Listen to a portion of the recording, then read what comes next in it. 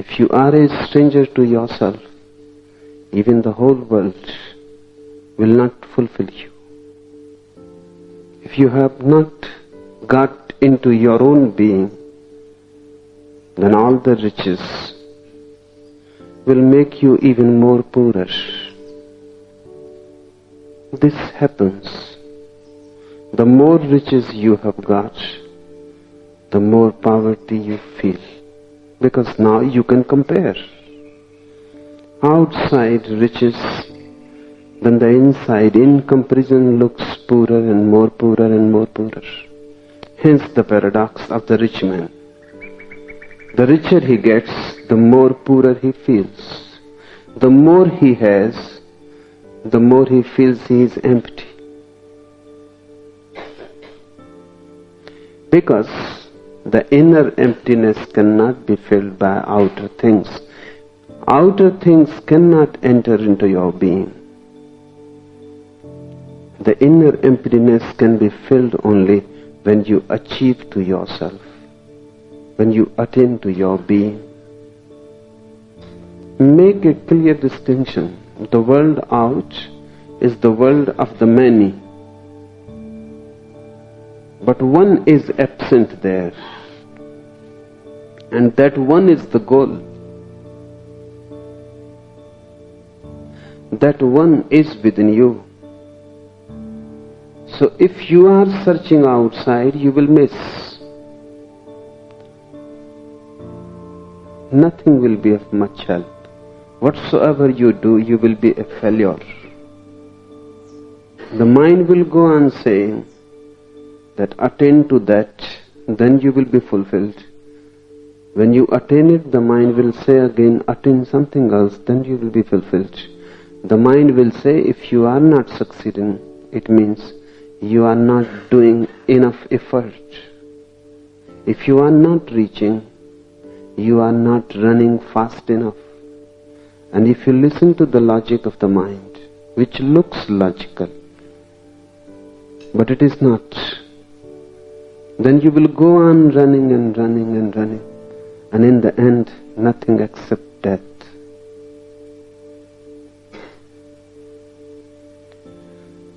The many is the realm of death. The one is the realm of the deathless. The seeker has to be sought, not in the objects, but in your subjectivity. You have to turn within. A conversion is needed, a turning, absolute about turn is needed. So the eyes which see outside start seeing within. But how this will happen? Unless you are totally frustrated with the world, this cannot happen. If even a slight hope remains, you will go on moving. Failure is great. And with the failure of the many, a new journey starts. Sooner you fail in the outside world, the better. Sooner you get totally frustrated, the better. Because the failure in the outside becomes the first step towards the inner. Before we enter this Sutra of Jesus, many more things have to be understood.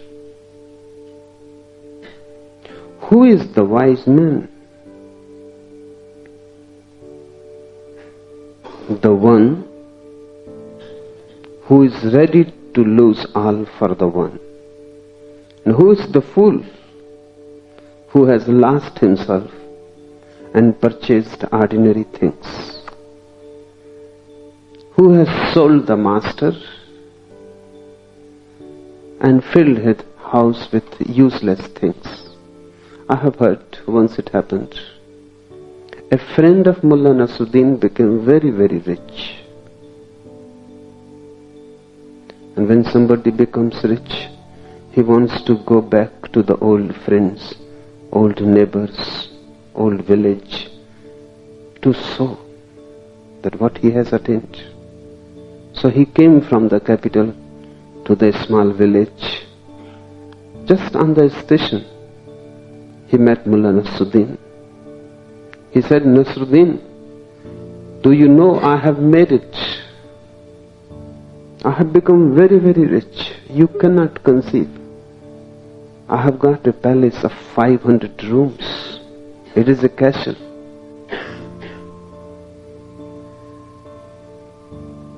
Mullah Nasruddin said, I know few persons who have got houses with 500 rooms.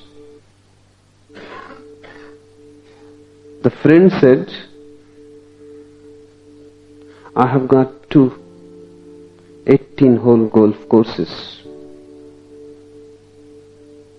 3 swimming pools, acres and acres of greenery. Nasruddin said, I know one man in the other town who has got 2 golf courses, 3 swimming pools. The rich man said, in the house? Nasruddin said, listen, you may have made much money, but I have also not done too bad. I have got donkeys, horses, pigs, buffaloes, cows, chickens. The other man started laughing. He said, Nasruddin, lots of people have got donkeys, horses, cows, chickens. Nasruddin stopped him in the middle and said, in the house?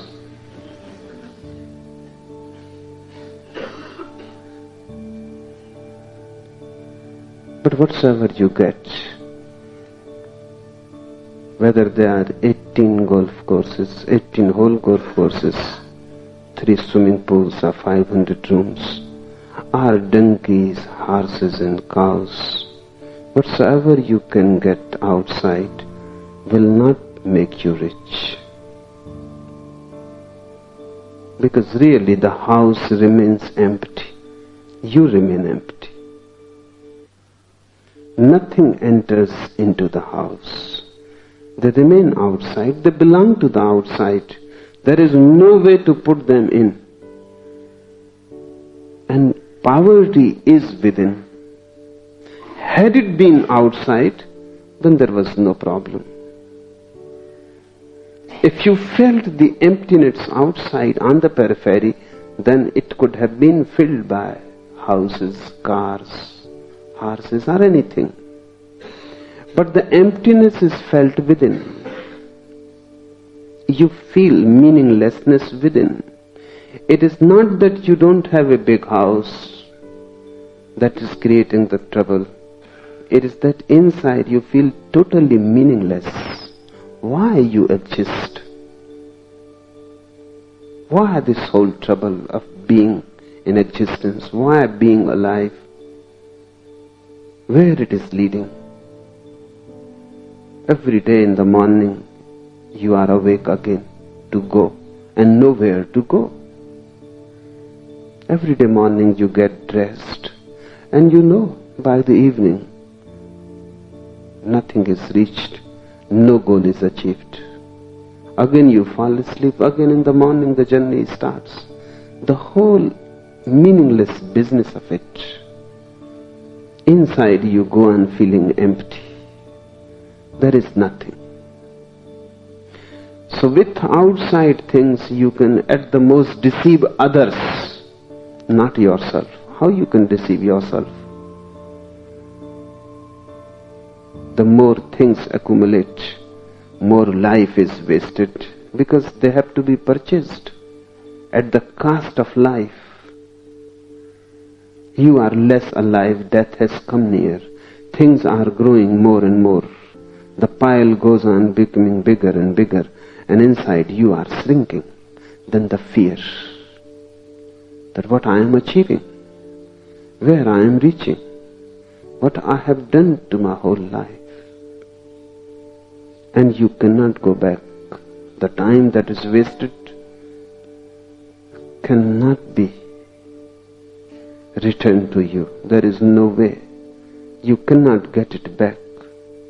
You cannot say sorry, I would start again. That is not possible. Then by the time you become old, you become more and more sad. That sadness is not because of physical age. That sadness is because now you realize, what have you done to yourself? You have made a house, of course. You have succeeded. You are rich. You have attained prestige in the eyes of others, but what about your own eyes? Now you feel the pain, the suffering of a wasted life, of a time lost, death coming nearer, and soon you will dissolve and your hands empty. This emptiness is inner. You cannot fill it by anything that you can get in the world unless you get yourself. Hence the insistence of Jesus that even a camel can pass through the eye of a needle, but a man who is rich cannot pass through the gate of heaven. Why? What is wrong with a rich man? Nothing is wrong with the rich man. The emphasis is that one who has wasted his life in accumulating things of the world, that is what rich man means. He cannot enter into the kingdom of God, because there only one enters who has attained to the inner. He cannot deceive at the gate of heaven. He cannot enter because he will be too much wasted, rotten, a ruin. He cannot dance at the door. He cannot sing. He cannot enter with a certain significance that he has attained in his life. He is uprooted. He possessed much, but he never possessed himself. And that is the poverty. If you possess yourself, you are rich, really rich. If you don't possess yourself, you may be an emperor, but you are poor. Second thing to be understood, that why we go on accumulating, because the truth is so clear, but still we go on. Nobody listens to Jesus or Buddha. Even if you listen, even if you feel that you understand, you never follow it. There must be some very deep reason. So Buddha and Jesus are neglected. You go on your path. Sometimes a doubt arises, but that's all. Again, you get settled and you follow your own path. There must be something very deep-rooted which even a Buddha or Jesus cannot shake, cannot uproot. What is that deep-rootedness? We adjust in the eyes of others. Our identity consists of the opinion of others. Others' eyes are the mirrors. We look at our face in others' eyes. There is the rub, the problem. Because others cannot see your inner being. Your inner being cannot be reflected in any mirror whatsoever. Only your outer can be reflected. The reflections are only of the outer, of the physical. Even if you stand before a mirror, the best mirror, only the physical part of you will be reflected. No eye can reflect your inner part. So others' eyes reflect your riches, your achievements in the world, your clothes. They cannot reflect you. And when you see that others think you are poor, that means you don't have good clothes, a good house, a good car, you start moving towards that. Just to see in the eyes of others that you are rich. You accumulate things. Others' eyes start reflecting that you are becoming rich and richer and richer. You are gaining power and prestige. Your identity consists in your reflection. And others can reflect only things. They cannot reflect you. Hence, meditation is very, very necessary. Meditation means closing your eyes, not looking at the reflection, but looking at your own being. Otherwise, the whole day, you are engaged with others. In the night also, when you sleep, either you are unconscious when there is deep sleep, or you are again engaged with others in your dreams. Continuously living with the other is the problem. You are born into a society. You live in a society. You die in a society. Your whole existence consists of the social. And society means eyes all around. And whatsoever they reflect, they impress you. If everybody says you are a good man, you start feeling good. If everybody thinks you are a bad man, you start feeling bad. If everybody says that you are ill, you will start feeling ill. Your identity depends on others. It is a hypnosis through others. Move into loneliness. Live with the others, but don't exhaust yourself with the others. At least once an hour daily, just close your eyes. Closing means you are close to the society. No society exists, only you. So you can face yourself directly. Move once a year for a few days to the hills, to the desert, where nobody is, only you, and see yourself as you are. Otherwise, continuous living with others will create a hypnosis in you. That hypnosis is the cause. You go on influencing others, impressing others. The real thing is not how to live a rich life.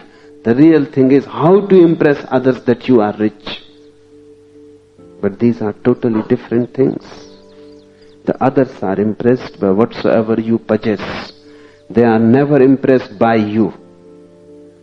If you meet Alexander in a beggar's gown, you will not recognize him. If you meet the beggar who has always been begging on your street, sitting on a throne, like Alexander, you will fall into his feet. You will recognize. It happened once. A great Urdu poet, Ghalib, was invited to a dinner by the emperor. Many other persons were invited, almost 500. Ghalib was a poor man. It is very difficult for a poet to be rich, rich in the eyes of others. Friends suggested that Ghalib, you can borrow dresses, shoes, a good umbrella, because your umbrella is so rotten. Your coat is almost gone, faded. And with this dress and these shoes, which has so many holes, it won't look good. But Ghalib said, if I borrow something, I will feel very uncomfortable inside. Because I have never been borrowing from anybody. I have lived on my own feet.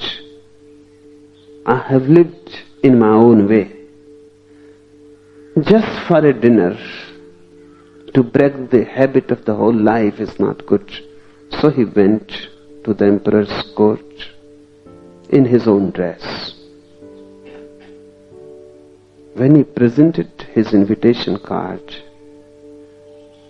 to the watchman, he looked at him, laughed, and said, "From where you have stolen this? Escape from here immediately. Otherwise you will be caught."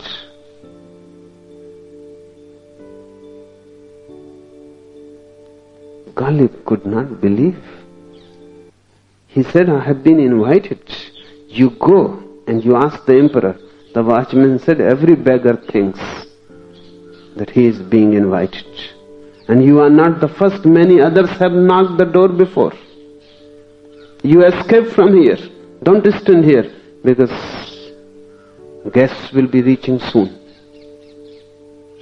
So Ghalib went back. The friends knew that this was going to happen. So they had arranged some coat, some shoe, some umbrella, something. Borrowed things. Then he put on those borrowed things, came back. The watchman bowed down. He said, "Come in." And Ghalib was a very well-known poet, and the king loved his poetry. So he was allowed to sit just by the side of the king. When the feast started, Ghalib did a very strange thing. The king thought that he looks a little mad. He started feeding his coat and saying, "My coat, eat it. Because really you have entered, not I." The king said, "What are you doing, Ghalib? Have you gone mad?" Ghalib said, "No, I had come before, but I was refused entry. Now this coat has come. I am just with it, because the coat couldn't come alone. Otherwise I have not come. But this is happening to everybody. Not you, your coat is recognized by others. So you go on embroidering your coat, dressing yourself. Meditation is needed to give you a break from the others, the eyes of others, the mirror of others. Forget them. For a few minutes just look in. Then you will feel the inner pain and suffering that you are empty there. And then a transformation starts. Then you start looking for the inner riches, the treasury that exists within you, not for the treasures that are spread all around. Many are the riches outside, only one is the treasure within. Many are the dimensions and directions outside. One pointed goal is within.